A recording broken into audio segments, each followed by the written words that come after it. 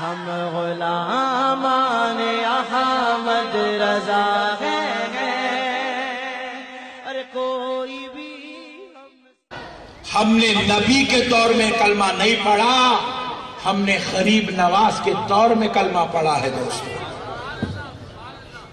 یہ غریب نواز کون ہے؟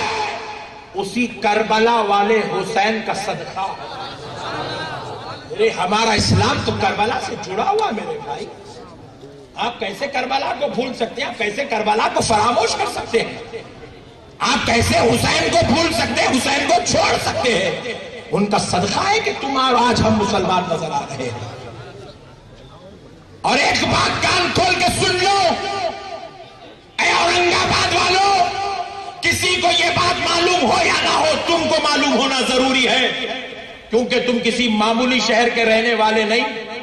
اورنگ آباد، خلد آباد، دولت آباد کے واسیوں، تم مدینۃ الاولیاء، اولیاء اللہ کے شہر کے رہنے والے ہو۔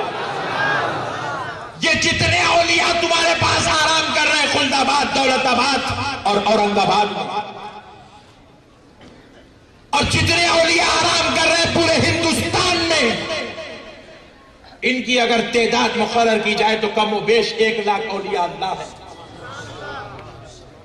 ہندوستان کی دھرتی سے خدا کی قسم کسی RSS والے کو اتنا پیار نہیں ہو سکتا جتنا احمد نقشبندی کو ہے، کیونکہ خدا کی قسم یہ وہ زمین ہے جس میں غریب نواز آرام کر رہے ہیں، یہ وہ زمین ہے جس میں بندہ نواز آرام کر رہے ہیں۔ ہندوستان کی یہ پاک دھرتی ہے جس میں سرکار نظام الدین اولیاء آرام کر رہے ہیں۔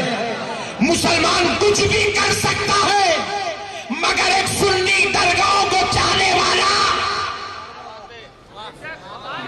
درگاہوں کو چاہنے والا، غریب نواز کا نعرہ لگانے والا، حضرت زنجانی صاحب، زین الدین صاحب کا ماننے والا، خدا کی قسم کبھی ہندوستان کی دھرتی کے ساتھ غداری نہیں کر سکتا۔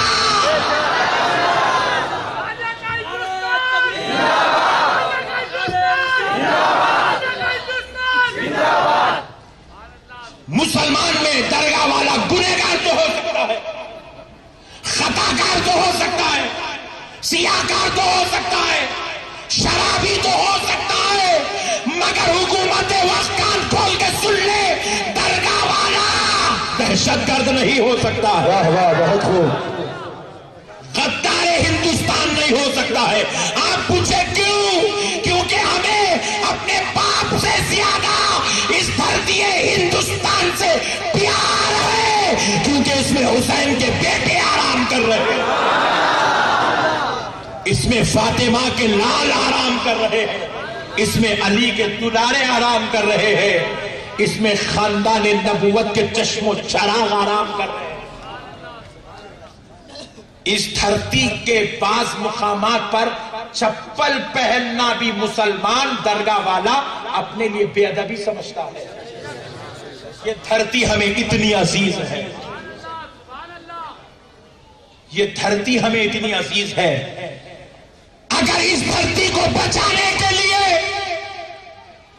حکومت وقت سن لے، اس دھرتی کو اگر کسی ظالم کی گندی نظر لگ جائے، اگر اس ہندوستان کی زمین کو بچانا پڑے، کوئی آئے یا نہ آئے، غریب نواز کے غلام سب سے پہلے آگے آئے، کیونکہ ہم سب کچھ تو برداشت کر سکتے ہیں۔ جس زمین میں اولیاء اللہ آرام کر رہے ہو، اس زمین کے ساتھ غداری برداشت نہیں کر سکتے۔ یہ زمین ہماری جان سے زیادہ عزیز ہے۔ یہ اورنگ آباد کا نام سنتے ہیں تو خدا کی قسم ہمیں مدینے والے مصطفیٰ کا صدقہ یاد آ جاتا ہے۔ معراج میں جو لباس مصطفیٰ نے پہنا تھا، اے اورنگ آباد والوں، تمہاری قسمت پہ قربان جاؤ، چاہتا تو میرا نبی اور میرا رب وہ جبہ کسی اور کو بھی دے سکتا تھا، وہ پاکستان بھی جا سکتا تھا، وہ عربستان بھی جا سکتا تھا، وہ ترکی بھی جا سکتا تھا، وہ ملیشیا بھی جا سکتا تھا، وہ کہیں بھی جبہ مبارکہ، جبہ مصطفیٰ جا سکتا تھا، لیکن رب نے کہا کہیں اور نہیں جائے گا۔ یہ تو میں نے اورنگ آباد والوں کی قسمت میں لکھا۔